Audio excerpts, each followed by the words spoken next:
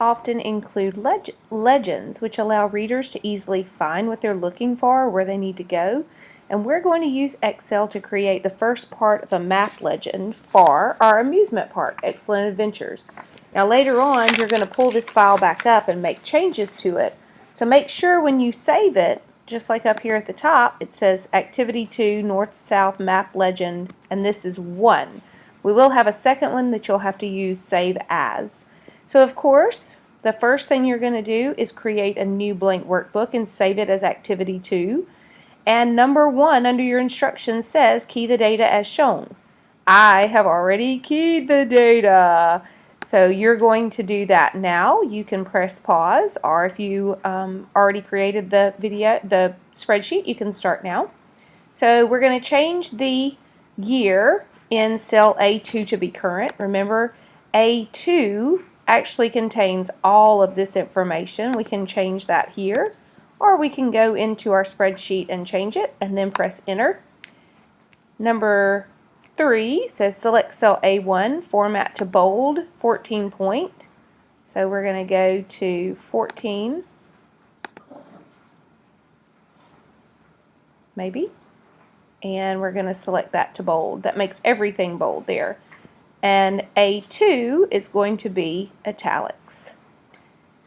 Now we're going to select cells A1 through B1, merge and center align the text. This is a really cool tool because when we select A1 through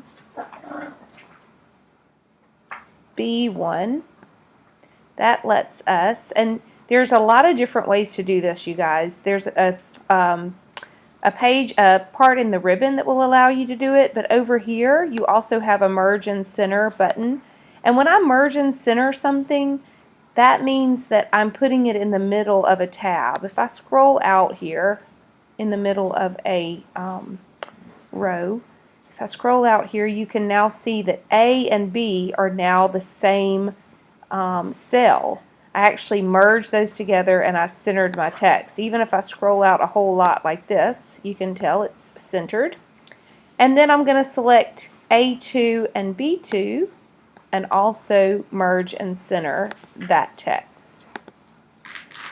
Now I'm going to select rows 5 and 6 and center align the column titles. So 5 and 6, I'm going to go down. These are rows. And I want to go and center align, and I'm going to change the font color of the department names in a lot of different cells. And in order to do that, let's go up here to view and change this back down. In order to do that, you have to press the control key as you select the cell. So I want to start with A8. And I hold down the control button. You can't see me doing that, but I'm actually doing it. A8 and B8. And I'm on a Mac, so mine is a little bit different. Sorry. And then I'm going to select A19 and B19. These are all my titles. A24, B24, A31, B31. Scroll down. I bet it's going to be A36, A36, and B36.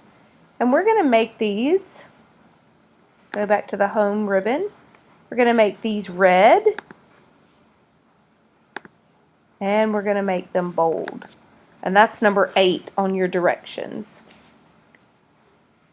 And then we're going to fill the cells below with the colors indicated by selecting each cell and choosing a fill color. So let's scroll back up. And we want A6 to be blue.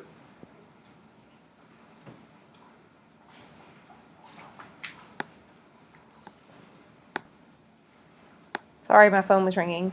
So A6, we want to fill it with the blue color, and I don't care which color blue you choose. You can choose any color. And then cell B6, we want it to be green. So I use my fill and put in the green. Select cell B29 and format Mile High Pizza to strike through. Everyone each year asks, Ms. Stewart, how do I do this? Well, under the different tabs on your ribbon, there are all kinds of different things you can do. Y'all, you could really spend an entire day getting used to some of this and doing some of the different buttons on your tabs. But if I want to find something easily, usually I will tell my students you can Google it, or if you're not watching the video, this will be the part that students get to and go, where do I find this? The easiest thing to do when you get to this part is to go to B29, right click, Format Cells, and under the Font tab, you're going to hit the Strike Through button. You're going to hit OK, and now you will have a line through Mile High Pizza like this. At this point, this is what your spreadsheet should look like. And I'm going to say, maybe you should have done this in the beginning, I like it to be larger so that I can actually see that I have finished. When you finish with your spreadsheet, it's going to look like this. If yours does not look like this, except for the date, of course, if it does not look like this, you have a mistake and you need to redo. So make sure you save in the correct spot.